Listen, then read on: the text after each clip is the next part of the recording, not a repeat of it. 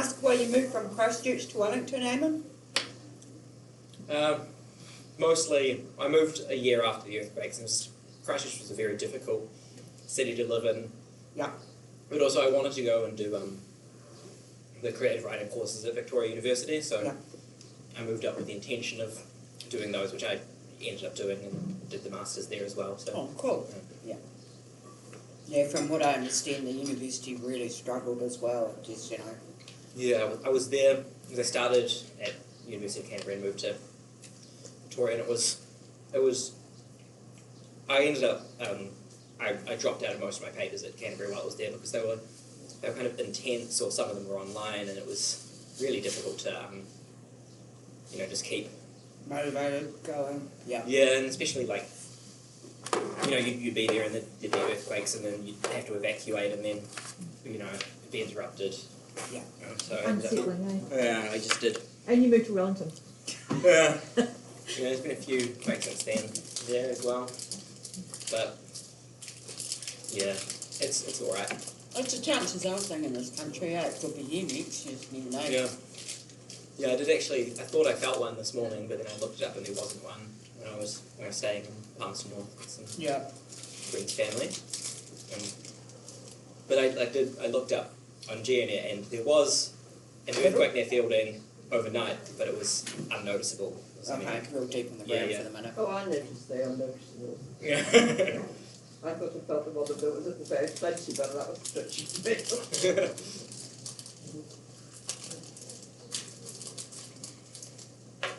Alright, might as well kind of get started. So, I'll wait for them to come back and then chat. The way I'm going to run the session is I have a reading packet here of 3 short stories by other people and 1 by me. And the plan is we'll read them together and talk about them. I don't really want to stand up here for 90 minutes by myself and talk. I think that would be kind of not that interesting and difficult for me as well. So the more you'll want to or can or feel comfortable contributing, that would be great for me, and I think it would be better for everyone as well. The session is about short stories and kind of appreciating short stories and reading them, and a little bit about, thank you very much, a little bit about writing them as well. But you don't just want to hear one person's interpretation of something that's not as interesting as seeing what everyone pulls out of it. So, about me, my name's Eamonn Marra. I am a writer and comedian and performer, and I released this book earlier this year, 2,000 Feet Above Warrior Level. And I came here to talk about short stories. Short stories are my favourite form of writing. They are what I most like reading, they're what I most like writing, and they're what I most like talking about. Why I like short stories is I feel, especially when talking about short stories, you can go into them in so much more detail than you can in a novel. You can sort of look into them on a sentence level and be like, how does this actually affect the whole work? Which, I don't know if you've been to a book club or something like that, but I find talking about a novel or a really substantial work like that quite difficult to talk about, because everyone has really different ideas of what it means to, of what are the important bits. But if you've only got 1,000 words to focus on, you can kind of zone in a lot closer.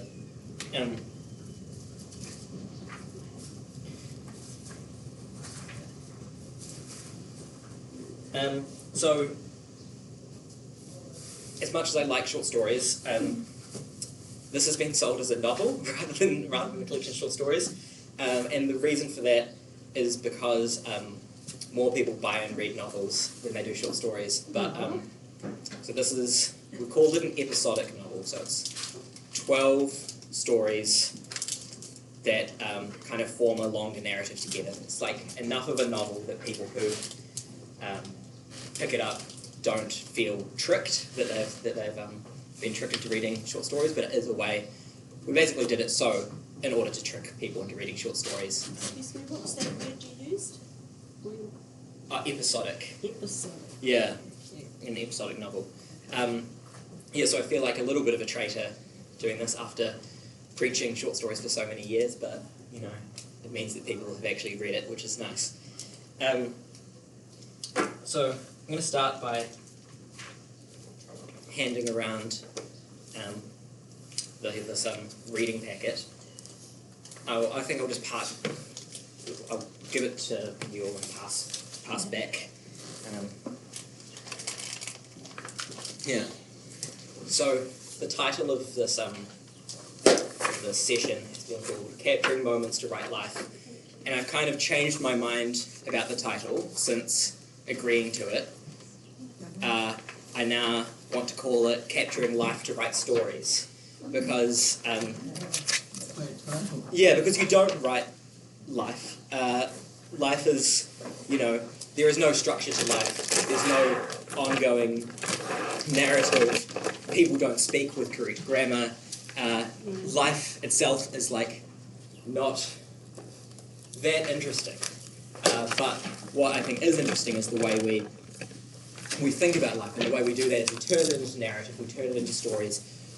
If you think of a story that happens in your life, you have to decide where you're going to begin it and where you're going to end it. But there's a whole lot of stuff that's happened before that, which, you know, has influenced that story or has influenced that thing in your life, and you have to like decide what to cut out. And that's kind of what short stories are all about. You've got 1,000 words, 2,000 words, 5,000 words to tell a story, and if you and you have to choose how to use those words, you know, as best you can.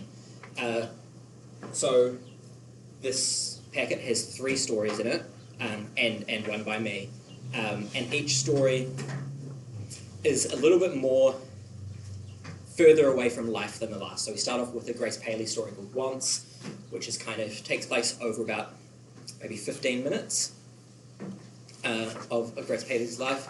The second one is a very short story by George Saunders called Sticks, which is it's about the narrator's father, and it's 400 words, and you kind of get a really good idea of the sort of life of this person in 400 words.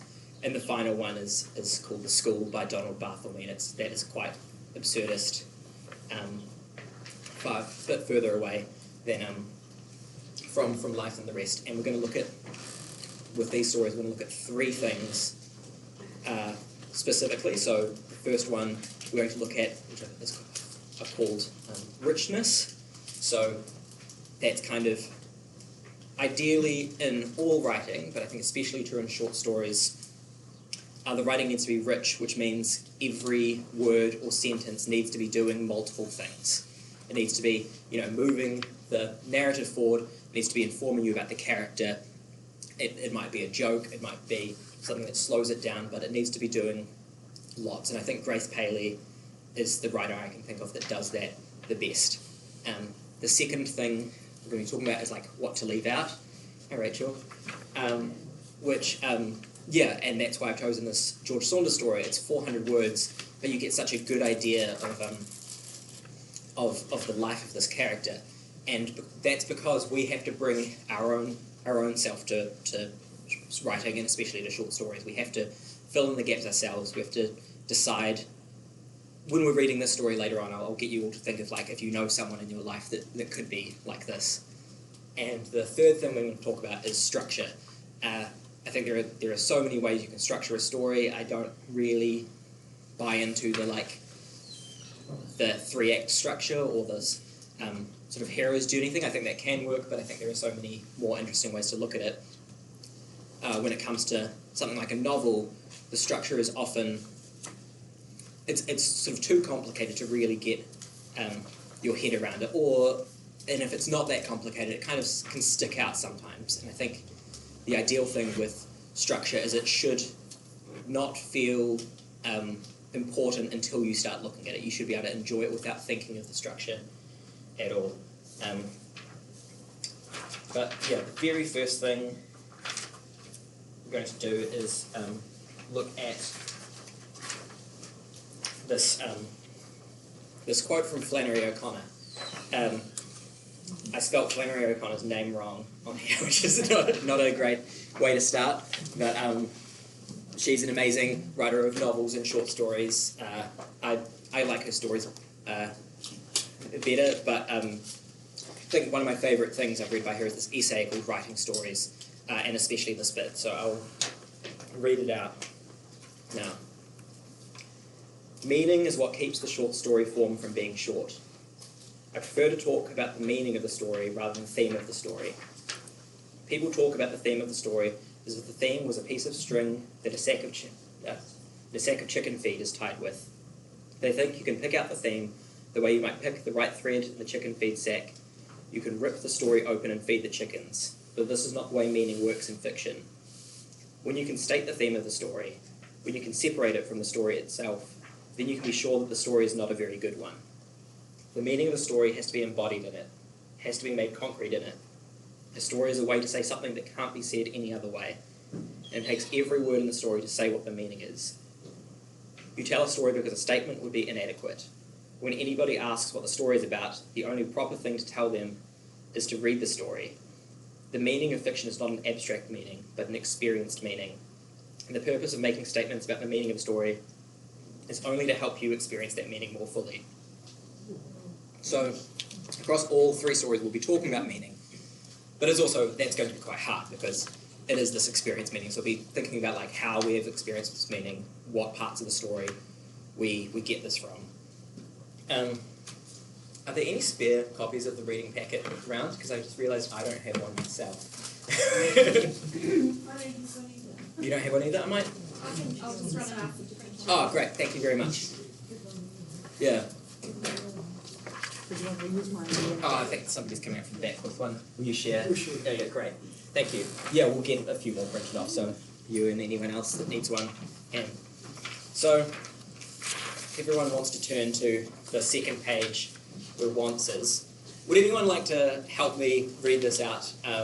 I can read it myself, but it's kind of interesting if other people want to hear it, and you can hear it in other people's voices as well. So would you like, you can start, and if you once you want to stop, just let me know, and I can pull it. Okay. Wants by Grace Paley. I saw my ex-husband in the street. I was sitting on the steps of the new library. "Hello, my life," I said. We had once been married for 27 years, so I felt justified. He said, "What? What life? No life of mine." I said, "Okay. I don't argue when there's real disagreement." I got up and went into the library to see how much I owed them. The librarian said $32 even, and you've owed it for 18 years. I didn't deny anything, because I don't understand how time passes. I have had those books. I have often thought of them. The library is only 2 blocks away. My ex-husband followed me to the books return desk. He interrupted the librarian, who had more to tell. "In many ways," he said, "as I look back, I attribute the dissolution of our marriage to the fact that you never invited the Bertrams to dinner." "It's possible," I said, "but really, if you remember, first my father was sick that Friday, then the children were born, then I had those Tuesday night meetings, and then the war began. Then we didn't seem to know them anymore. But you're right, I should have had them to dinner." I gave the librarian a cheque for $32. Immediately she trusted me, put my past behind her, wiped the record clean, which is just what most other municipal and/or state bureaucracies will not do. I checked out the 2 Edith Wharton books I had just returned because I'd read them so long ago and they are more apropos now than ever. They were The House of Mirth and The Children, which is about how life in the United States and New York changed in 27 years, 50 years ago. "A nice thing I do remember is breakfast," my ex-husband said. I was surprised. All we ever had was coffee. Then I remembered there was a hole in the back of the kitchen closet which opened into the apartment next door. There they always ate sugar-cured smoked bacon. It gave us a very grand feeling about breakfast, but we never got stuffed and sluggish. "That was when we were poor," I said. "When were we ever rich?" he asked. "Oh, as time went on, as our responsibilities increased, we didn't go in need. You took adequate financial care," I reminded him. "The children went to camp 4 weeks a year, and in decent ponchos with sleeping bag and boots. just like everyone else. They looked nice. Our place was warm in winter and we had nice red pillows and things. I wanted a sailboat, he said, but you didn't want anything. Don't be bitter, I said. It's never too late. No, he said with a great deal of bitterness. I may get a sailboat. As a matter of fact, I have money down on an 18-foot two-rigger. I'm doing well this year and can look forward to better. But as for you, it's too late. You'll always want nothing. He had a habit throughout the 27 years of making a narrow remark, which, like a plumber's snake, could work its way through the ear, down the throat, halfway to my heart. He would then disappear, leaving me choking with equipment. What I mean is, I sat down on the library steps and he went away. I looked through the house of mirth but lost interest. I felt extremely accused. Now, it's true, I'm short of requests and absolute requirements, but I do want something. I want, for instance, to be a different person. I want to be the woman who brings these 2 books back in 2 weeks. I want to be the effective citizen who changes the school system and addresses the Board of Estimate on the troubles of this dear urban centre. I had promised my children to end the war before they grew up. I wanted to have been married forever to one person, my ex-husband or my present one. Either has enough character for a whole life, which as it turns out is really not such a long time. You couldn't exhaust either man's qualities or get under the rock of his reasons in one short life. Just this morning I looked out the window to watch the street for a while and saw that the little sycamores the city had dreamily planted a couple of years before the kids were born had come that day to the prime of their lives. Well, I decided to bring those 2 books back to the library, which proves that when a person or an event comes along to jolt or appraise me, I can take some appropriate action, although I'm better known for my hospitable remarks. I think that was an incredible reading. Thank you very much. Does anyone else need a copy of the... There's a lady here. Oh, she's just gone out. Okay, yes, I will.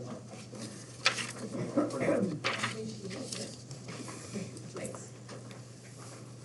Great. So let's just start by thinking about the story, and let's start with the title, Wants. What do you think the narrator does want? There is that paragraph about it, but what do you think that tells us about the narrator? Unsatisfied. Unsatisfied. What is she unsatisfied with? Her life. Her life? The What? relationship. Her relationship? Marriage. The current relationship between them. Yeah. Why do you think why else do you think she's unsatisfied with her life? Because I think they have different ones. Her and her husband, yeah, they've got very different ones. He wants a sailboat. What does that tell us about him? Material. Yeah. Status, I think, probably as well. Yes. Yeah, I think good job. Adventure. Yeah. And there's that great scene with the smelling the bacon through the window, and he thinks that's something which gives him great joy of the status of bacon. He didn't want to eat it. He just liked having the smell in the air. So what does the narrator in this want? She knows. She just knows. It's like she's just floating through life. She doesn't Yeah. really. Sorry, what was that? Direction. She wants direction. See, when I read this, I think of that she wants to, make change. She wants to be effective, and I think it's about her being a citizen of feeling like somebody who does the right thing. So what is the biggest? I want to say metaphor. It's not quite a metaphor, but what's the biggest example of her not doing the right thing in this story? The library books. The library books. And what does that represent for her? Not taking action. Not taking action. But also there's the lovely irony of the repetitiveness. She then gets them out. Yeah. It's almost like a And bit of proving rebellion. that, even though as she'd well. like to change, Yeah. that is quite a mission. She wants to get them out for a purpose, which is so she can return them within the time frame and prove that she's A good person. a good person, being effective. Yeah. How would you like to Titles as well. come? We've got a reading packet for anyone who wants to sit in. That's fine. You can have. We've got heaps here anyway. But okay. Thank you. Yeah. The beauty of it for me is, though, it's like a snapshot of just a moment, but in that moment we get her whole life, past Yeah. and future. Yeah. Yeah. That's why I think this is so incredible. It's you know, I said it maybe takes 15 minutes, the story, but it probably doesn't even take that. Yeah. It's a few minutes, but it tells you so much about these characters, and I think this. I did do a word count of the story. It's definitely under 1,000 words. I think it's about 800 words that we get all of this information about this character and her husband as well, and then we also get information about another character of her current husband, and then also about her children as well, and we get some really good, strong ideas about all of these people. What does she do at the end of the book? Oh, at the end of the story? Returns the books. She returns the books straight away. So, like, you know, after 5 minutes after she's got them out, she's decided to return them. What does that tell us about her? Now, has she Decided to make change. She's decided to make Things in a change. new way. Yeah. Do you think that's an effective? No. No. Why not? Yeah, it's a start. Yeah. Yeah, well, I think it can be effective, and maybe it's really hard to tell. But do you think? I think I'm definitely in two minds about that action of returning the books, because I think I agree that this returning books on time, being within the rules, doing the thing that helps the library, which she's obviously a fan of when she's talking about, you know, the way they trust her and the way that other bureaucracies won't. But it kind of goes against the point of the library of returning a book 5 minutes after you check it out that you haven't read. Like, it might be doing the right thing, but it's kind of defeating the purpose of this thing in the world. But the way it says about hospitable remarks as well, though, the appropriate action, she's following other people's rules. She's not, doing anything new. And even the titles of the books, Yeah. they reflect the other probably things that were important at that time. Yeah. Something to Yeah, I think that's the thing. She cares a lot about the rules. She cares. In what way does she not care about the rules, or in what way does she want to change the rules?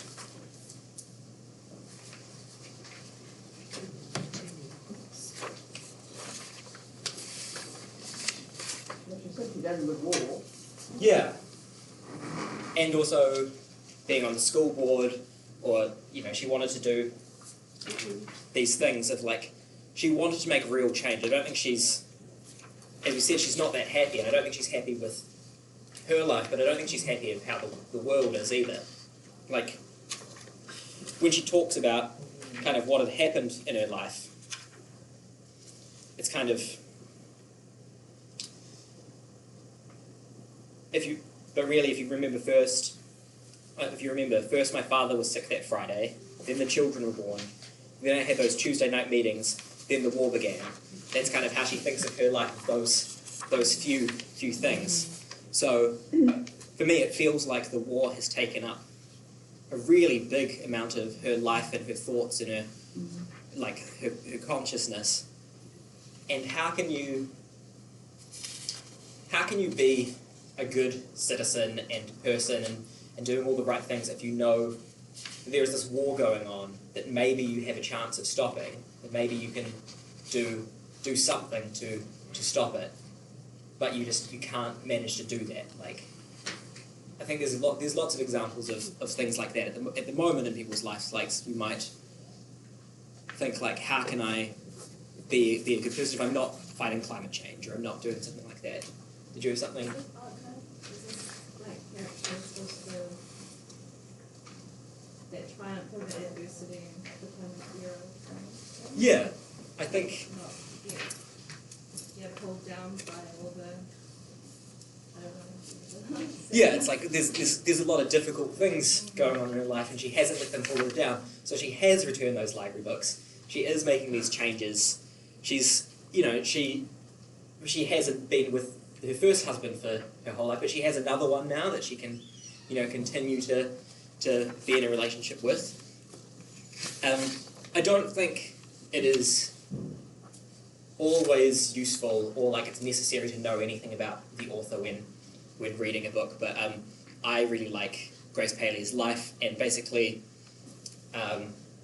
she started out writing in her 20s, and she was a housewife and would just write sentences and put them on bits of paper in her apron pocket, and then sometimes eventually she would manage to get a few minutes. She'd pull out all these sentences and construct them together into a story, and she wrote her first book that way, manuscript of short stories, and that was in the 50s, and then she didn't write again for another 20 years. Her second book wasn't published until, I think, 74. So, this was published in 74, and that was the reason her second book was published. Is she was really involved in the New York Greenwich Village community, which was at the time very much like activists and artists and those types of people. And her friend Donald Bartholomew, who we're going to read another story from later, basically said, you have to write another book. Have you got anything else? And I think he went into her house and searched through all her drawers to find enough things. And the reason she didn't publish is she was too busy. She spent a lot of time as a activist against the Vietnam War, and was always on her children's board of trustees and all of those sorts of things at the local school board. So she was, living this life that this character felt like she had failed in, but so even though I don't think it's important to talk about the author's life or the author's intentions when reading a book, I think in this story it is quite an interesting thing because it does match her life quite a lot. Do you think in this, if we're talking about capturing life to write stories, what do you think she's done? Do you think, I don't know if this scene actually happened, but do you think the scene could have been something that could have possibly happened? Yeah. What parts of the scene do you think would maybe have actually happened? His remarks. His remarks? Yeah, just the conversation between them. The conversation between them? I think running into him on the street. Yeah. That's quite jarring. Yeah. Maybe the library books, actually. Yeah. Yeah. So the way that I... Not to the same effect that she says she doesn't understand how time passes. Yeah. So I think that's all. I think all of these things could be true or might be true, or they could possibly not be true. Yeah. I would say so. What do you think from these 800 words? Do you think? I've only just read it a little bit, Yeah. and perspective as well. It just sounds like she's depressed and she's got her husband, but she's sort of like this empty kind of. She's not fulfilling her life, and she's not even happy with the husband's even. Dropping off the books is a heavy duty, so that's depression right there. Yeah, I think that's totally a perfectly valid reading for it. I think, she's definitely discontent, and could definitely also be depressed as well. And I think sometimes when you have depression, doing these, it's like crossing off a thing on your to-do list. So her checking out books and returning them straight away, she's achieved something, right? Yeah. She said at one point that she wants to be a different person. I found that really interesting. And yet she doesn't, she's not bitter. She's not bitter about the husband. So I think she looks out the window at the sycamores and can appreciate the beauty of those. So I think she just wants to be more of a person that can do that. Yeah. I get the impression that for her time stopped when her marriage stopped. So, because she says at the very beginning that she's been married for 27 years, and then on the second page where it says that she talks about the books, and she says that they were about how life in the United States changed 27 years ago, in 27 years, 50 years ago. Oh, that's so. So that that kind of it happened 27. That's the same length of time as their marriage, but it was 50 years ago. It's like there's this vacuum of time since then, and then back to the sycamores. At the end there, she says she saw that the little sycamores, the city, had dreamily planted a couple of years before the kids were born. So that's back then. In the time of that marriage, and all of a sudden they've come into the prime of their lives. So it's like there's a whole, even though she's now got a new husband and she's got a new life, it's like she's treating the same still water. connected to the original marriage, and life has sort of just passed her by since then. Yeah, So that's. once the children have got to, she's no longer a mother, basically. Yeah, That's the that. children have grown up. I And, get the impression that he probably ended the marriage.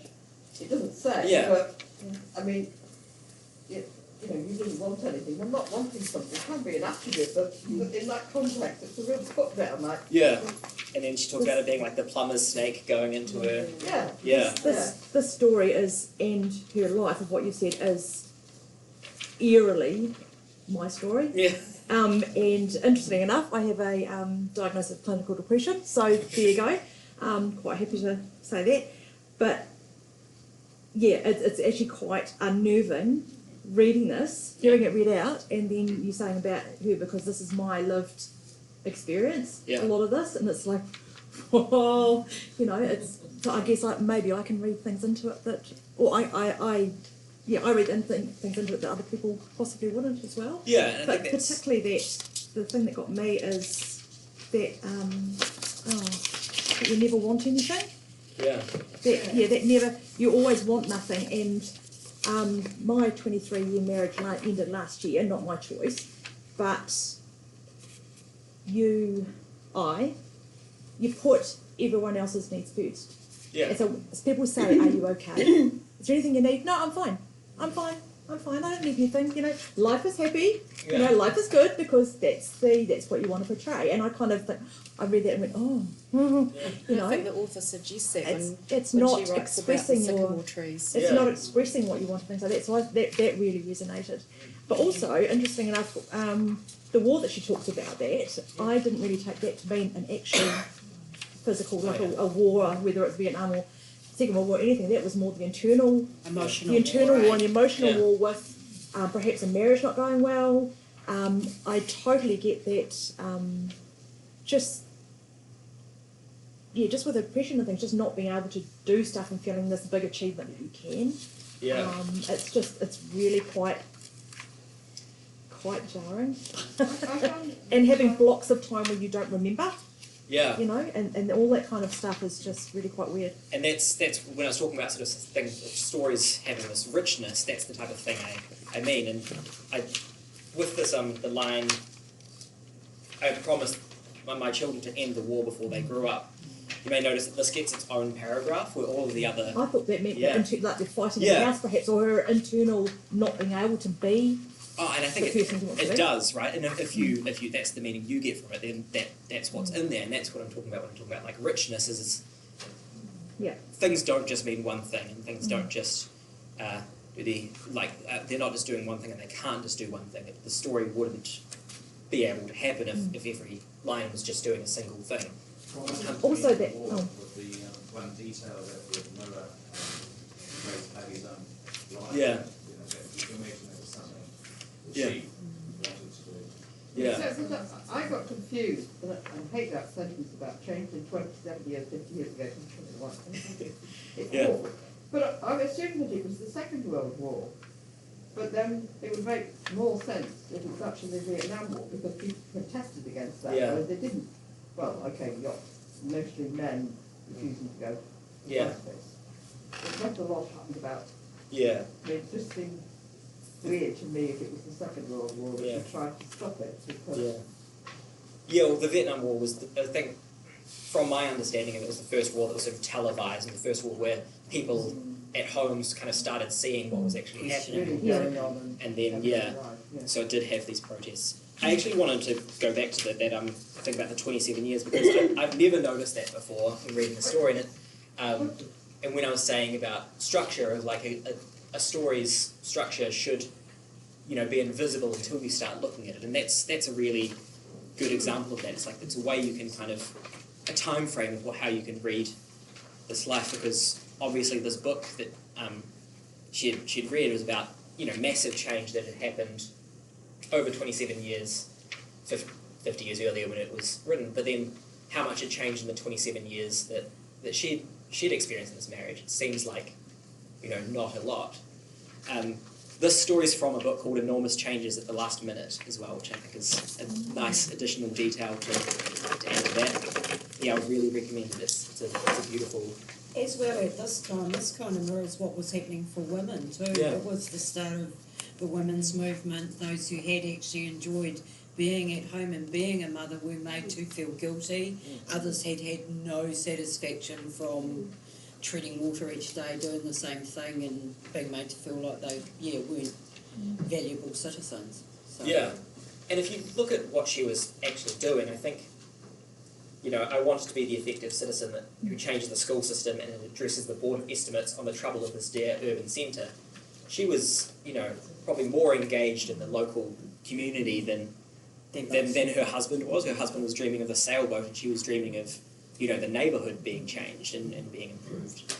And I think that is the thing of like carrying this burden of all of these things, which would include, being a woman and probably feeling guilty about not being able to provide this material things that it can be that, but it can also be, funny enough, I've been on three sons' boards of trustees, and was on a ward in the local politics, and it was very much part of not necessarily wanting to contribute, although that was really good, but it was filling your life. It's hard to explain.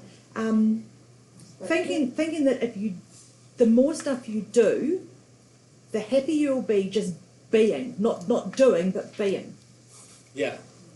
And I think does that make sense? Yeah, and I think that is kind of... It's not necessarily as altruistic as...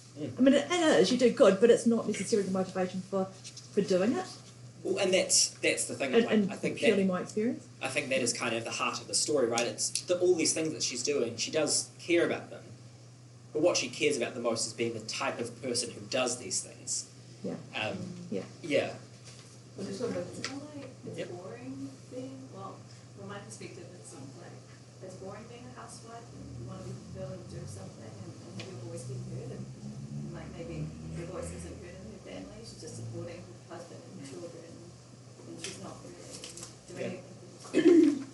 Yeah. I think she was quite happy because they had red pillows and things. Yeah. And he was dancing the children financially, but he was actually emotionally abusing her. Yeah, I think that's seems like that. And they were probably very mismatched. Yeah. If they wanted them.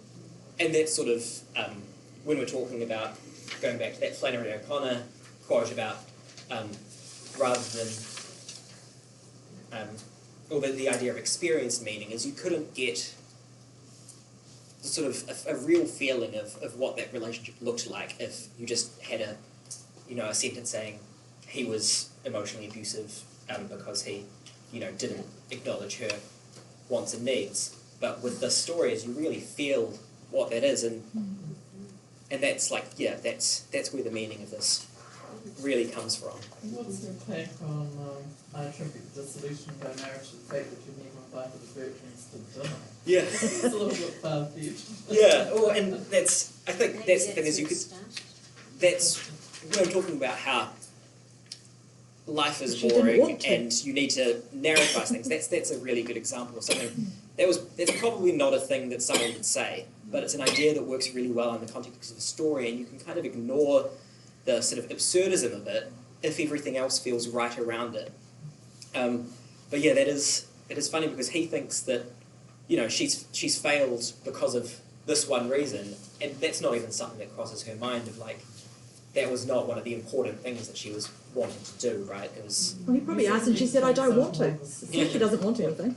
But that mirrors the doing the right thing ideal that's in there, it was the right thing to invite them. It might have also been going to help his career or something. Yeah. Maybe he was having an affair with the wife and she didn't want to. Yeah. Stranger things have happened.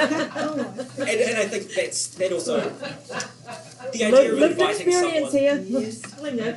inviting someone into your house and kind of show it, like, that is kind of a status thing as well, right? It's like, you know, you can show them the nice pillows or talk about your sailboat, or like those things. It's, you know.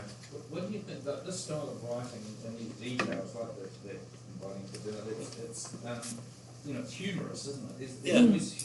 She is writing with that awareness, and you know that you're some of these details, the bacon through the smell of the bacon, you know, it's funny, isn't it? Yeah. The ex-husband, there are so many things wrong with this ex-husband. So she were married, he interrupted the librarian. In the middle of the librarian trying to explain to her about, you know, the policy on books, like having your book advertised. Really.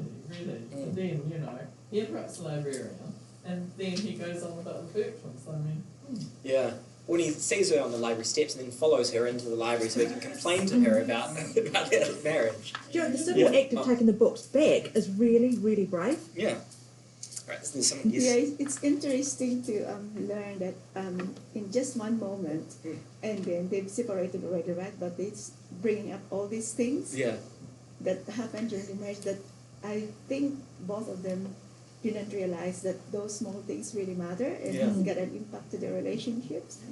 Yeah, and then the lady, the author is Bedesano. When she wrote this, she's probably in the stage that she realized that she wants to be assertive as a woman. I want to be the real person I want to be, because she was so immersed with her marriage, with her parenting. She was a good parent, but I think, it's the individuality of the couple. Yeah. I think. Yeah. So. I think the Tuesday night meetings were the school meetings, but she couldn't effectively really participate in them or get anything. Yeah, because I guess at these meetings she was probably... She would pinpoint, like, I have those Tuesday night meetings. Yeah. It's like, it's anonymous or something. Well, there's like lots of things she could have done, and maybe that was why she couldn't as effectively, I don't know what happened over there. She couldn't effectively be in these meetings because she was also had these responsibilities at home that she wasn't fulfilling. And, you know, have you ever been to a meeting and you've got something else going on in your life and you're thinking about that? Yeah, and it feels like that's the type of thing that she has. Is her brain has always just been full of things, but no real changes have happened. I think we will move on now. I'm going to quickly jump to something that's not in the reading packet, because I came across it after I sent this through. And I think it's very short, one paragraph, and I think it's, you know, the perfect short story. And it was written as a review on the internet for a camping cot, like a stretcher to take camping with you. And I just want to read it to you because I think it is the perfect short story, and it has so much richness in it. It was not intended to be that. So, 4 stars. Great cot after 2 years of use. I got this cot for car camping and for guests to sleep on. After a situation in my life, I found myself using my guest accommodations as my primary bed for the past 2 years. As I waited for sales and good deals to come along, I kept using the cot. After a few months, I would push buying a bed back while using the cot. It was comfy, large, and it worked. Soon enough, I would forget I was even shopping for a bed. Anyway, my life was coming back together, and this cot wasn't cutting it as a bed for 2.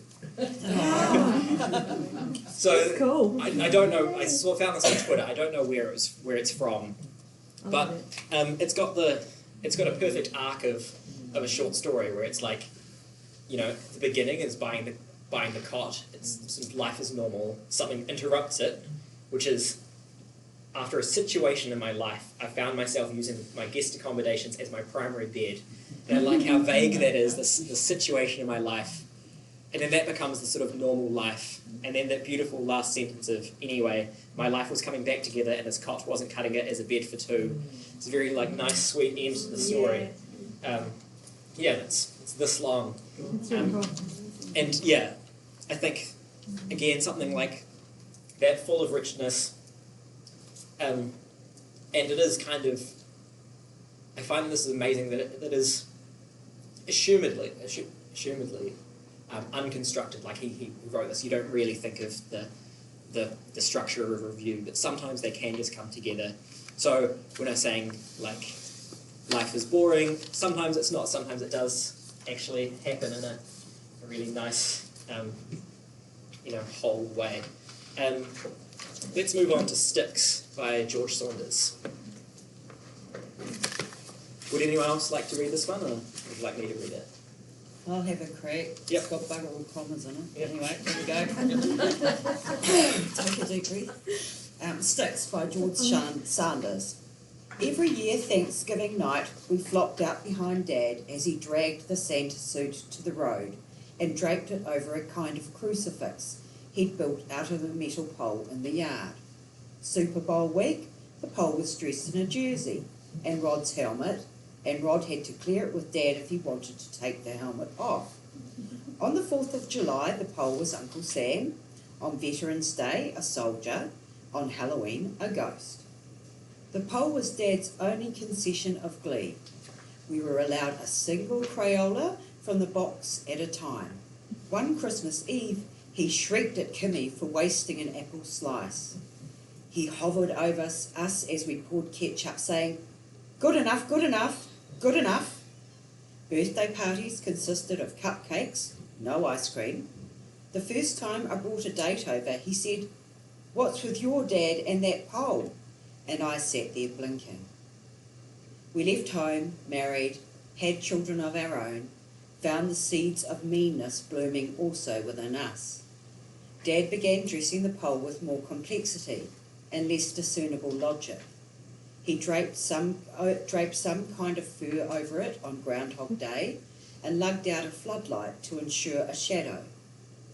When an earthquake struck Chile, he laid the pole on its side and spray painted a rift in the earth. Mom died, and he dressed the pole as Death and hung from the crossbar photos of Mum as a baby. We'd stop by and find odd talismans from his youth arranged around the base. Army medals, theatre tickets, old sweatshirts, tubes of Mum's makeup. One autumn he painted the pole bright yellow. He covered it with cotton swabs that winter for warmth and provided offspring by hammering in 6 crossed sticks around the yard. He ran lengths of string between the pole and the sticks and taped to the string letters of apology, admissions of error, pleas for understanding, all written in a frantic hand on index cards. He painted a sign saying "Love" and hung it from the pole, and another that said "Forgive."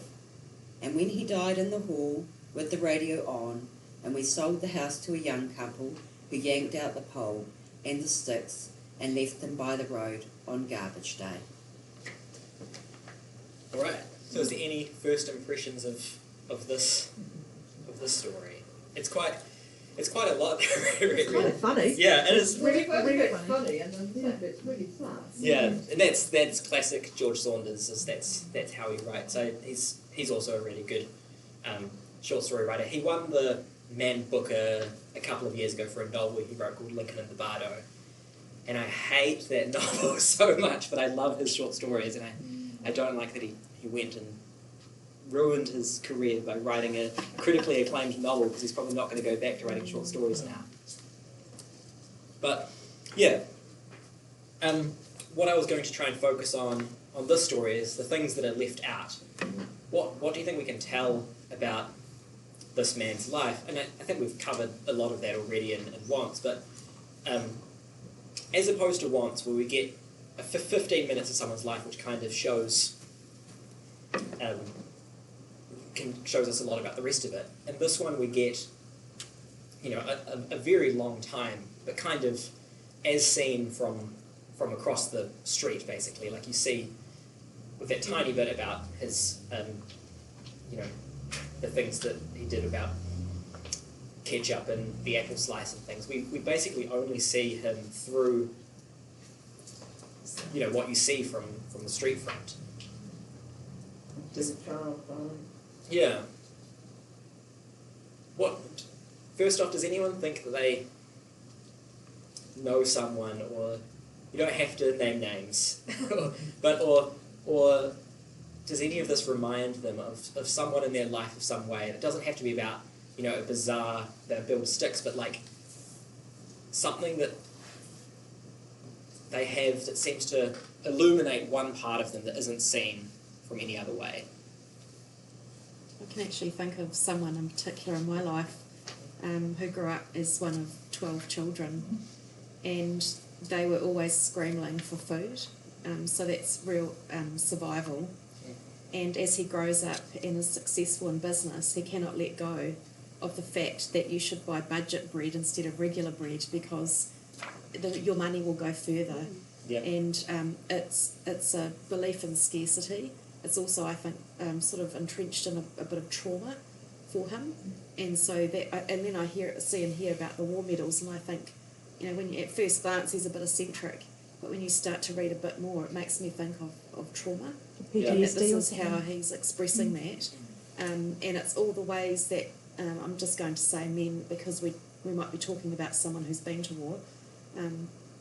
They have an inability to express what is happening inside of them, and so they use something else to do that. Yeah. So in this case, it's a pole in the yard. And maybe he, I don't know what his childhood was like, but I imagine he didn't have the opportunity to dress up for Halloween. There probably wasn't much money, and so that's where his focus is. And it says we left home, married and had children of our own, so his daughter is talking about meanness. Yeah. But I don't necessarily think in her statement that meanness is about money, so like miserliness. Yeah. I think it's about being mean to somebody, so your own feelings that you can't express then come out in anger towards someone else. That's what I get from it. Yeah, and I think that's quite interesting, like, because the sort of more unhinged nature of this poll doesn't really come forward until the second paragraph, and especially not really until his wife dies, and then, you know, it goes from being at the beginning, you know, a Santa suit on a pole outside, that seems like quite a normal thing. The Super Bowl, but it's slightly different because I think of the nature of him using Rod, who I assume is his son's helmet, on it, and not letting Rod take his helmet back. So it's like you start to see, there's something a bit more concerning about this than would meet the eye. And then Uncle Sam, Veterans Day, a soldier, which again, as you're talking about, he probably has had experiences in war with the medals. Halloween, a ghost. George Saunders, almost every one of George Saunders' stories seems to have a ghost in it somewhere, which I think I just noticed that then and realised. But he's marking time as well, isn't he? And he makes the one about the kind of fur on Groundhog Day. Yeah. It's almost like, no, it's not worth marking all the usual things. Yeah. Nothing's happening anymore. Yeah, and as he said, they've left at his home, so he probably doesn't feel as compatible with Santa anymore. Yeah.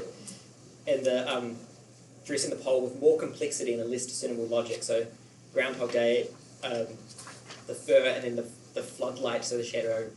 I think, I don't know much about Groundhog Day, but I think there's a place where a groundhog comes out. And if it's a certain thing, it's going to be this sort of weather. Yeah. If it's going to be good weather, it stays out, and if it doesn't, it goes back in. But yeah, these kind of, they do kind of get increasingly eccentric, definitely. He's kind of losing his grip on social appropriateness, you know, with his dressing up with, you know, when his wife died with the death thing and that, and I wonder whether that often happens with people who are developing dementia, whether something like that was happening. Yeah. I don't know. And I think, you know, maybe the wife was kind of like holding back some of the more, you know, out there ideas that he had. I think that last image of the, you know, him you know, giving the pole more sticks in the grass and then tying a string towards it and writing the apology and all of those sorts of things. It's like, it becomes very complex and like, obviously there's something going on in his head and this is the only way he can... The stick Just chickens, chicks. Oh, I think it is. And Yeah, then, yellow. yeah. He's had a big transformation, hasn't he? So he's had a change of heart from the way he used to be when the seeds of meanness were all there. Yeah.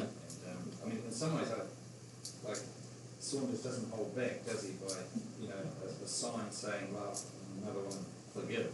It's like he's sort of hitting you over the head with that. Really, Yeah. It's interesting that you can be so explicit like that. Yeah, and I think he can be so explicit like that because it's, within a very strange thing. It's like, he is saying this is the meaning, which is from this Flannery O'Connor piece, but then you can't really quite work out what it means, but it is the sort of strange image that appears to be sort of the way that the dad seems to have has worked out as the way he can communicate.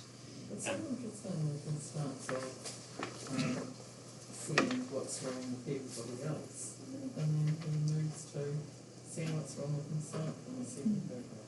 Yeah. I thought that's quite strange. Yeah. Interesting. And that's that sort of meanness which is talked about, which is that he's starting to, once he's left alone, maybe he's experiencing that, in himself. Earlier he could take it out on children and perhaps his wife, but yeah. I thought the sticks were his kids, and the strings were like the connections for him to the kids, and he's asking them for their love and forgiveness because of that meanness. Yeah, or is that too simplistic? No, I think that's exactly what it is. Yeah. That's the thing, but it is a strange way to communicate that, right? It's a very public statement, and because he probably can't tell his kids that directly. Don't you think it's because he thinks, it's probably his daddy, isn't it? Yeah. Yeah, it's kind of last resort. Oh yeah, I think that's definitely it is, and you do often see that in older people. I know I definitely saw that in my granddaddy. Like the last few years of his life, he definitely, his attitudes towards, things changed. I remember, I'd never heard him say "I love you" to anyone. Suddenly, he was saying it to everyone around him when he kind of realised his last couple of years of his life. I do want to just quickly ask you what you think of the end of the story, because I think we talked about the end of the story in Wants quite a lot, and we will talk about the end of the story in the school a lot as well. But what do you think? What do you think of this? The young couple who yank the pole out of the ground. Firstly, though, for me, at the start we have very, very long sentences without any commas, with a lot of ideas in them, which leaves you kind of breathless and constricted. And in the middle we have more shorter sentences full of kind of facts or whatever, and then at the end we are back to those long sentences without breath. So for me that mirrors the constriction and the out of breath at the start, and then again the dad's back to it again. He's buggered. He's kind of and it's that ritual thing, and that was important to Dad. Those rituals were important. They were his rituals, but these people, it's a nothing. Yeah. I also. Oh, sorry. Oh, you go first. I find after forgive, that just that little bit of the rest of that sentence there really troubling, because obviously, whatever is going on for the dad, he's trying to express something that he's never been able to express before, and whether that's actually, he's starting to go loony or not. There is something going on there for him that he's, needing to express. But then it just says, and then he died in the hall with the radio on, and we sold the house to a young couple. Like, I almost feel like that's more brutal than the couple who are yanking out the pole and the sticks. It feels like that language of yanking out the pole and the sticks and leaves them on the red garbage day. That sounds like, it almost sounds like he's saying, trying to give the sense of the insensitivity of that. But to me, the fact that he died in the hall with the radio on and he sold the house to a young couple is more, even more.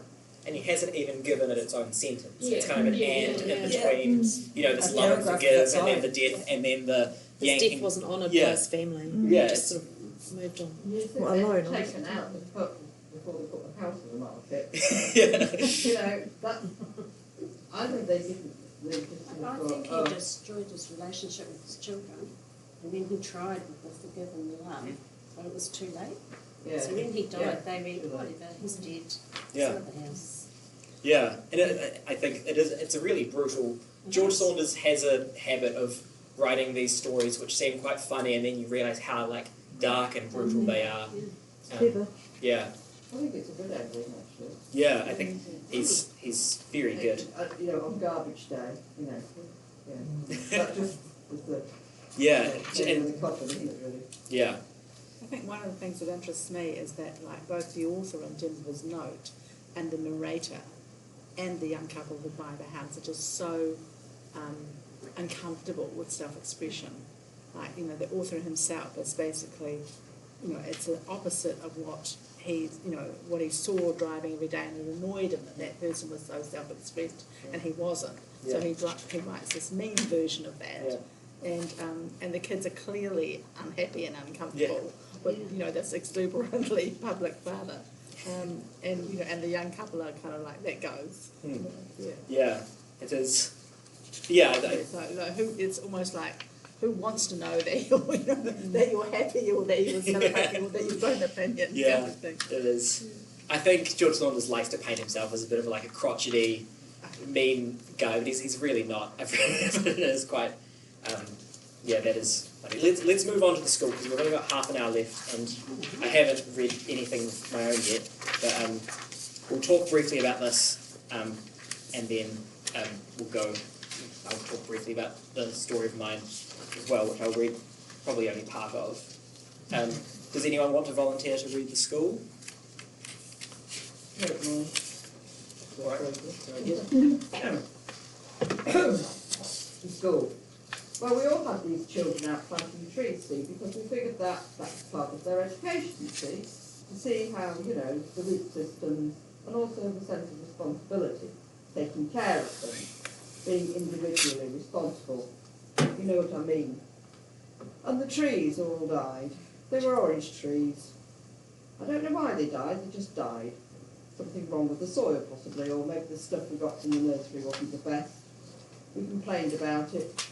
So we've got 30 kids there. Each kid had his own or her own little tree to plant, and we've got these 30 dead trees. And all these kids looking at these little brown sticks, it was depressing. It wouldn't have been so bad, except that just a couple of weeks before the thing with the trees, the snakes had all died.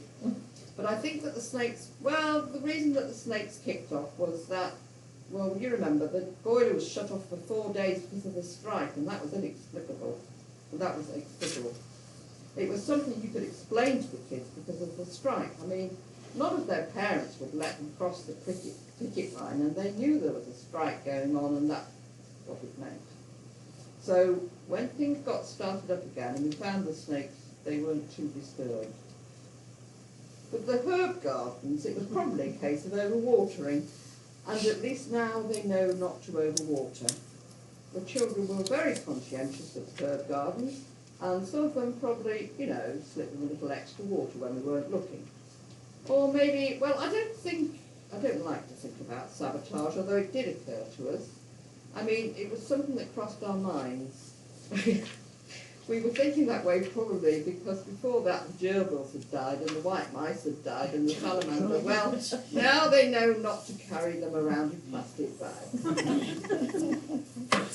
Of course, we expected the tropical fish to die. That was no surprise. Those numbers, you look at them, all crooked and their belly up on the surface. But the lesson plan called for a tropical fish input at that point.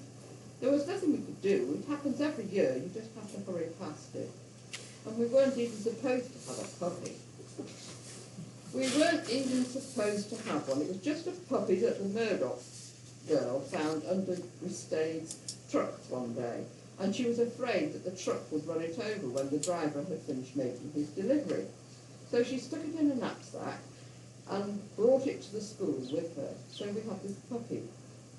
As soon as I saw the puppy, I thought, oh Christ, I bet it'll live for about 2 weeks, and that's what it did. It wasn't supposed to be in the classroom at all. There was some kind of regulation about it, but you can't tell them they can't have a puppy when the puppy's already there, right in front of them, running around on the floor and yapping. They named it Edgar. That's it. They named it after me. They had a lot of fun running around after it, yelling, "Here, Edgar, nice Edgar," and then they'd laugh like hell. They enjoy the ambiguity. I enjoyed it myself. I don't mind being kidded. They made a little house for it in the supply closet and all that. I don't know what it died of. Distemper, I guess. It probably hadn't had any shots.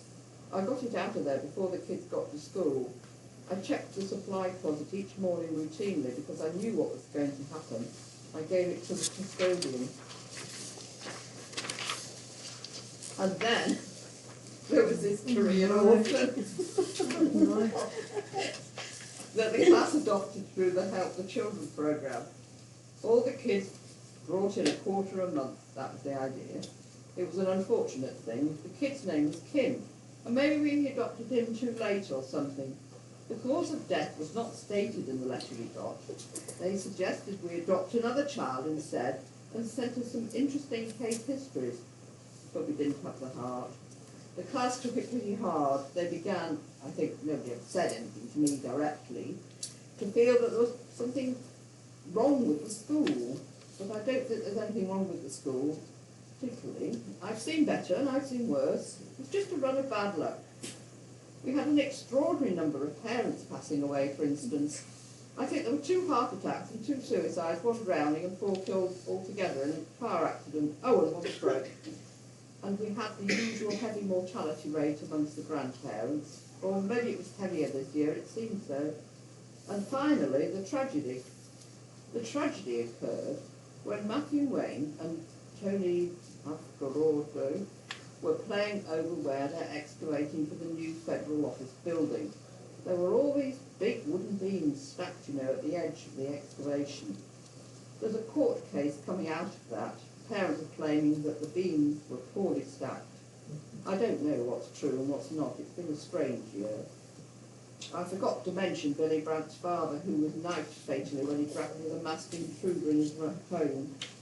One day we had a discussion in class and they asked me, where did they go? The trees, the salamander, the tropical fish, Edgar, the poppers and mamas, Matthew and Tony, where did they all go? And I said, I don't know. They said, who knows? And I said, well, nobody knows. And they said, is death that which gives meaning to life? And I said, no, life is that which gives meaning to life. Then they said, it is, but isn't death considered as a fundamental datum, the means by which the taken for granted mundanity of everyday life may be transcended in the direction of, I said, yes, maybe. They said, we don't like it. I said, that's down. They said, it's a bloody shame. I said, it is. They said, will you make love now with Helen, our teaching assistant, so we can see how it's done? We know you like Helen. I do like Helen, I said, but I would not. We'd heard so much about it, they said, but we'd never seen it. I said I would be fired and that it was never, or almost never, done as a demonstration. Helen looked out of the window. They said, please make love to Helen. We require assertion of value. We're frightened. I said they shouldn't be frightened, although I am often frightened. And that there was value everywhere. Helen came and embraced me. I kissed her a few times on the brow. We held each other. The children were excited.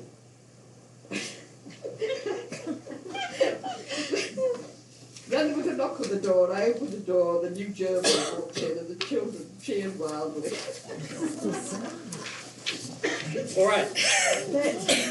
Truly That's my teaching days.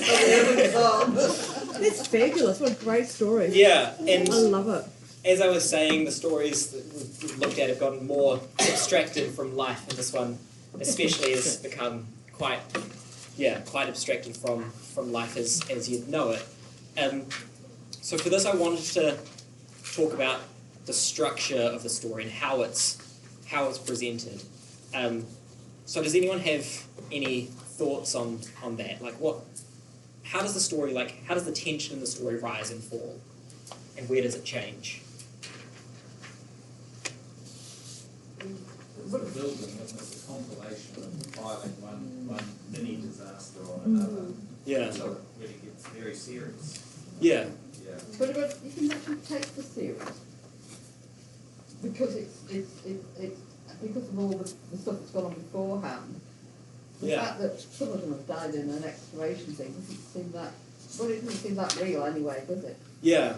But like, what would the story feel like if that whole first page wasn't there? It just started with the Korean orphan, and then there's the excavation scene and all the other deaths. What would the story feel like then? It wouldn't work. It wouldn't be funny. Yeah. Just be two sad incidences and that's it. Yeah. It's not the building of. It wouldn't make sense without the ridiculousness. Yeah. Suddenly it would turn into a real tragedy story rather than sort of comedy tragedy. All these horrible deaths happen, and then he says, and finally the tragedy. Yes. Or like, you know, what was all the other stuff, you know? And actually, you think you can't get much worse, Yeah. don't you? Because the puppy's pretty bad.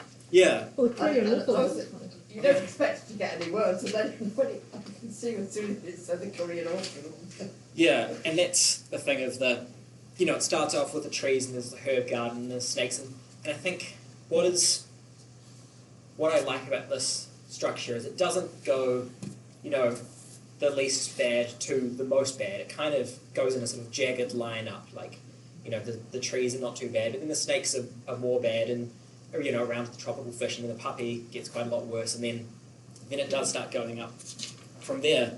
And, it's kind of just a list of these horrible incidences, but it does, I think, if it did just get worse and worse, you would kind of start to expect what was going to happen next, but because you didn't quite know where it was going to go, which I think is an important part of it. And I also, like, the final one they mention is, like, I forgot to mention Billy Brandt's father, who was knifed fatally when he grappled with a masked intruder in his home. Like, that is a big incident, and it's thrown in there offhand. But then after that, you have this, maybe it's possibly a quarter or less of the story, where it changes completely. Yeah. So, Yeah. what do you think happened? Like, what does that feel like when that happened? Yeah. You kind of see it from the point of view of the children. It's all kind of jumbled together and Yeah. like the Dead Star. So it kind of moves on very quickly to get over that and then on to the next thing. Yeah, it is quite dark, and then you. We don't actually get the kid's point of view, really, do we? No. Until then. Yeah. He's kind of going, oh, well, these things happen. Yeah, and there's this and not this. until then that it really, you get the kid's point of view of how they really. And then I questioned if it was the kid's point of view because of the words he uses. They're all very adult words. So it sounds like university students, not So little I kids. question, is it really the kid's point of view? Yeah. Well, yeah. Yeah. I kind of think of it in the situation of, like, this much happening to anyone sort of fundamentally changes you in a way that, you cannot, when we're talking about, like, experienced meaning, it's not, the way that they're talking there is a really strong indication that something has, massively changed in their life because of all this hardship that's happened before them and over the year. And because you can't write a story about this many deaths and just talk about it in a straightforward way, because it's like it hits you so, like, emotionally and in a way that wouldn't work if that's my feeling on it is once this much stuff has happened to you, you stop becoming a person in the same way as you were before. What did you all think of the very end? Yeah. What's going to happen next? It's going to die. He's lining it up. Or is it going to die? Then you look at too gerbil. Why were the children cheering wildly when everything else that's walked in the doors died? Yeah, well, why do you think the children would cheer wildly at this? Those children are resilient. Shit happens and they pick themselves up and get on the next Yeah. day. Yeah, well, like, New beginning. yeah, new chance to do it right. They've returned the library books and now they're, or the like assertion of value in life that they may have got from that previous discussion. Maybe they thought that's what happens when you embrace somebody, that you? Yeah, maybe. Yeah. If we're also, one more thing I'll bring up to the structure of this story is it really slows down. Like, it's sort of a list mostly, and it does have some moments in it, like the puppy and and things like that, but it does just go like boom, boom, boom, boom, boom, and then it really slows down to just one discussion and one scene, and even the pace of the writing, I think, it gets more commas and more things like that, and it really, and even if you look at it on a page, the rest of it is in chunks, but then this suddenly, it has jagged edges to the lines, and you have a bit more white space, and that does something to your brain when you're reading it. I think it does make you feel calmer, and kind of gives you more time to breathe. So we've only got 15 minutes left, so I'm going to jump to my story, which is called Debts, and I want to talk to you about this because when I wrote this story, I basically decided I wanted to rip off the structure of the school. So I've done that, and but I did it on something which I greatly fear, which is debt instead. And I think this is a story I've tried to do a lot of the other things that I've done in the story, of like leaving room for other things and being able to extrapolate things that have happened in the narrator's life outside of the story itself. So I will read this one. Debts. I have not paid rent for 6 weeks. My flatmates are not happy. They pound on my door saying they know I'm in there, but I don't answer. I keep my door locked at all times and climb in and out of the window. I don't want to know how big my student loan is. I never open mail from the IRD because I know what it will tell me. I've spent tens of thousands of dollars on the papers I finished and at least $5,000 on the papers I didn't. Plus, there was $1,000 on course-related costs every year for 4 years, and $170 a week for living costs, which wasn't even really enough to live on anyway. My parents sometimes loan me money. $100 from Mum here, $200 from Dad there, another $300 from Mum again. Every year they write off the debt for Christmas, but one day I would like to pay them back. My co-workers often cover my shifts when I'm sick. Usually I'm not sick, I'm hungover. I've promised to do the same for them, but I haven't yet. Whenever it's my turn to buy toilet paper, I buy a 4-pack. Everyone else in the flat buys 8, 12 or 16 packs. I don't buy milk, but I drink milk. When I'm drunk, and I'm often drunk, the whole fridge is up for grabs. My flatmates have taken to storing their favourite foods in their rooms. Mum paid for me to go to the dentist and the optometrist. I lost my glasses after a couple of months. I've avoided talking to her since then so she doesn't find out. Should I talk about Patrick? I don't want to talk about Patrick. I bought my laptop on tick. I bought my phone on tick. I bought my camera on tick. I broke my laptop screen. I lost my phone on purpose so people couldn't call. I spilled beer on my camera. I'm still paying all 3 off. It's been 3 months since I last made a payment. My boss has asked me to work late one weekend, and I told him to go fuck himself. I haven't returned to work since then. I don't know how I even got a credit card. In my first year of university, my bank gave me a $1,000 overdraft. I don't know where it went. The next year I needed the overdraft to pay bond. The next year I needed the overdraft to pay bond. The next year I needed the overdraft to pay bond. They did not give me an overdraft this year. I owe my flatmate $780 for bond. I owe the bank $4,000. They are now charging interest. Okay, I'll talk about Patrick. Every weekend between the ages of 14 and 19, Patrick and I would get drunk together. I'd spend the last of my money on beer, not eat dinner, and get absolutely wasted. To stop this, Patrick would buy me a souvlaki and say, "Make sure you pay me back this time." I never paid him back. Who in their right mind let me get a dog? I just took that from the George Saunders story. No, from the Bob Donabahami story. Last Christmas, I used my credit card to buy presents for my family to say thanks for putting up with me. I bought my father a fishing rod. I bought my brother a guitar. I bought my mother a sewing machine. I told them I would won some money on a scratchy. I bought myself a new stereo and a PlayStation. I've been buying scratchies since then to try and make the money back. All I have won is more scratchies. I owe Patrick my life. He caught me drunk in the act about my bad head and a knife in my arms in a bloody mess. He pulled me away and held me and didn't let go. I cried into his shoulder for 12 hours and bled all over his nice shirt. I owe you everything, I said. You owe me nothing, he said. I don't return favours. I've done bad things I've never told anyone about. Been paying off my debt to work and income at $10 a week for the past 25 weeks.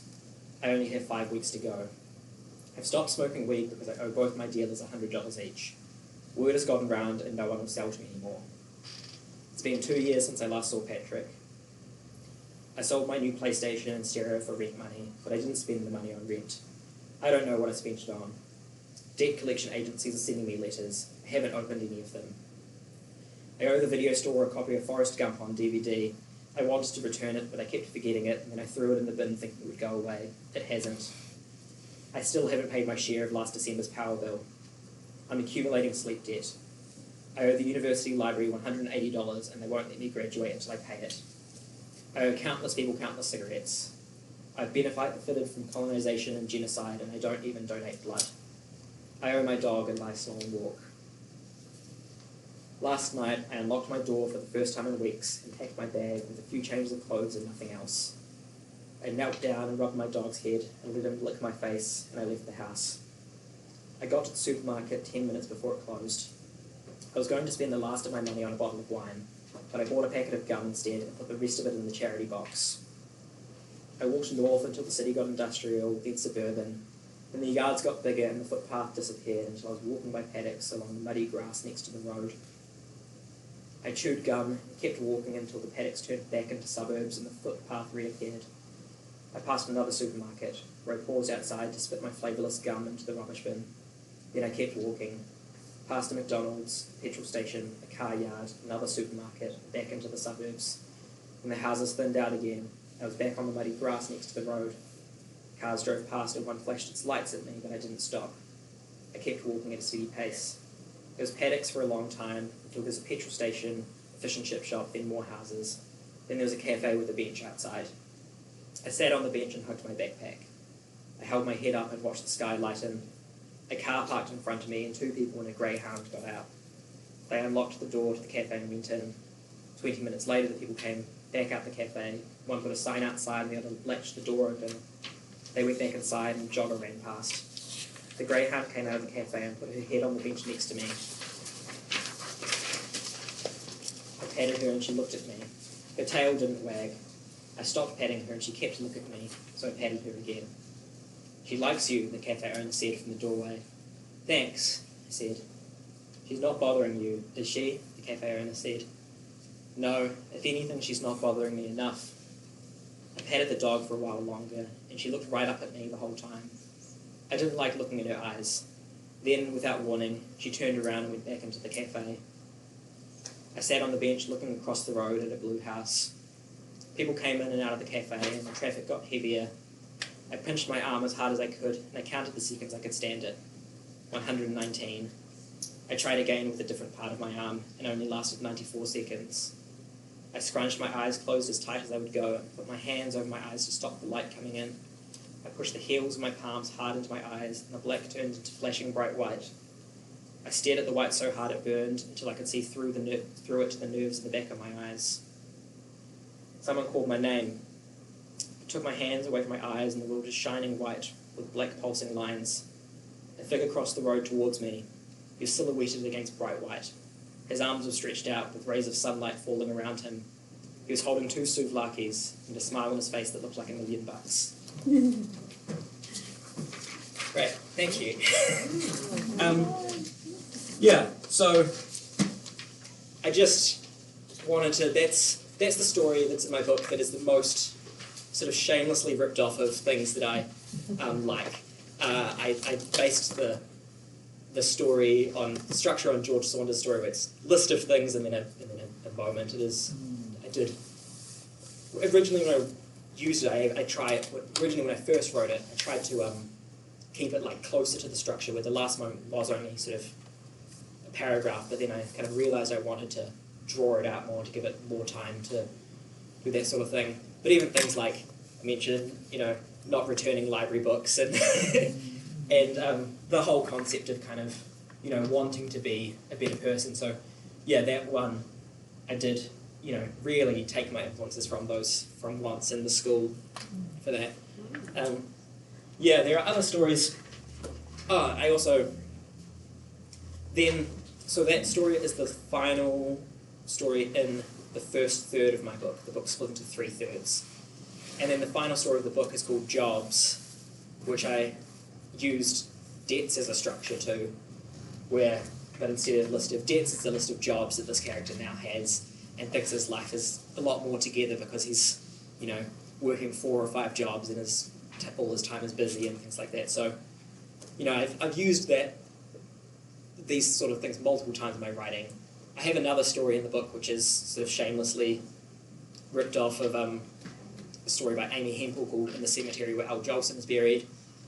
But as I was saying earlier, the thing about structure is it kind of disappears until you look for it. So even though I've really taken a lot of my influences and put them into this book, no one has really noticed it until I point it out to them. So if you're a writer, feel free to just take things from other people. I think people feel bad about it, but especially in terms of structure, or even the idea of meaning, because it's an experienced meaning, you will write it differently to other people. You'll have this different idea. When I'm talking about coming back to the title, Capturing Moments to Write Life, or Capturing Life to Write Stories, as we talked about with Grace Paley, I think probably less so with the other two, is people do make these assumptions that everything is autobiographical, and that's not true for this book. It's less autobiographical than people assume it is, but I feel like there are some experiences that I have shared with the narrator, but I don't think personally that makes it autobiographical, because the meaning is different. The meaning that comes out of it, they have experienced it in a different way to the way that I experienced it, and choosing how to structure and choosing how to form it gives it its meaning. It gives it the way it's done. And I'm going to read a tiny bit from Jobs now about that exact thing, because I think it's a good way to end the book on. The last time I contacted my ex was when I sent her an email with a story I'd written, which I was entering into a competition. It's fiction, I wrote in the body of the email. I always contact her by email. I have her phone number, and we're still friends on several other websites, but email seems like the most attached option. You just wrote down something that happened to us, she wrote back. When it happened to us, it was non-fiction, I said. But when I wrote it in the story, it's fiction. Can you at least change my name? It's not you. It's a fictional character with the same name as you. I tried to think of a new name for the character, but nothing quite fit. So I changed it so the character was referred to as my ex-girlfriend. And then I changed the details of the story to make the ex-girlfriend character nicer. Clever, very clever. And I'm happy to say that the ex-girlfriend character is not based on any of my exes, no matter what they tell you. Thank you. That brings the session to the end. I think that there are some copies of my book for sale there, if anyone wants them. You can probably also get it out from the library as well. There are copies at the library? Yes, sir. Yeah, great. Thank you very much. So, thank you very much.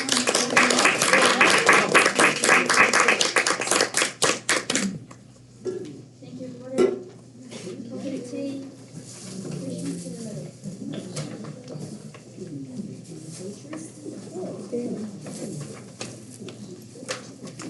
I feel like you've just taken us on a real ride. I feel a little bit brain. I need a breath. It was great. Thanks, great.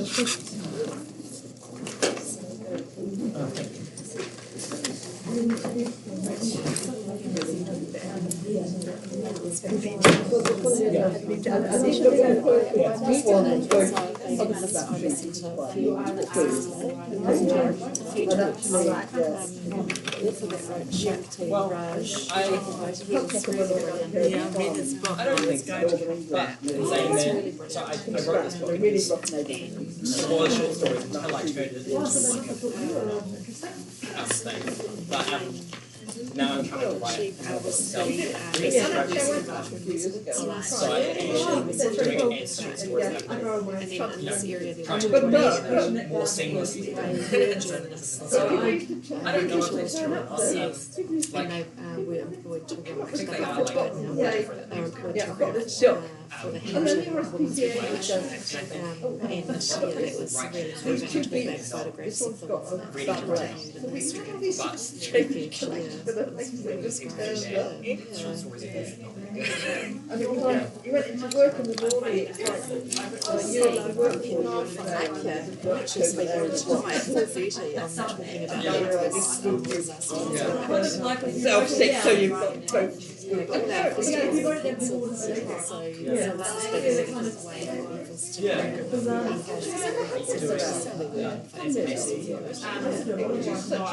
He's done a good job. It was really great. Oh, Oh, it was raining though. I jumped off professional burnout. We all cared about it so much. And I was doing things like But I think, you know, try both. Like, there's no reason why. I was still doing rosters and trying to work That's- out how to. Like, I never throw away any ideas because often when a story isn't working, I realise I can just like take this other thing and upward and sort of shoehorn Somebody once said, you don't get another layer of depth. to So do it may, this thing may not work by itself, but it might be, but you know, you can't do it. And I was something that's mentioned in another story or something like that. when I got to it, it was awful. Thank you. Oh, okay, thank you very much. Do you think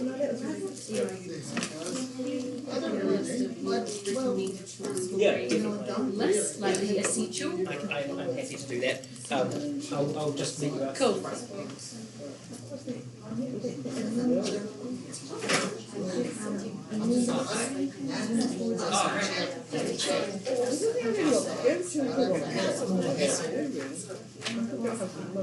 Thank you very much.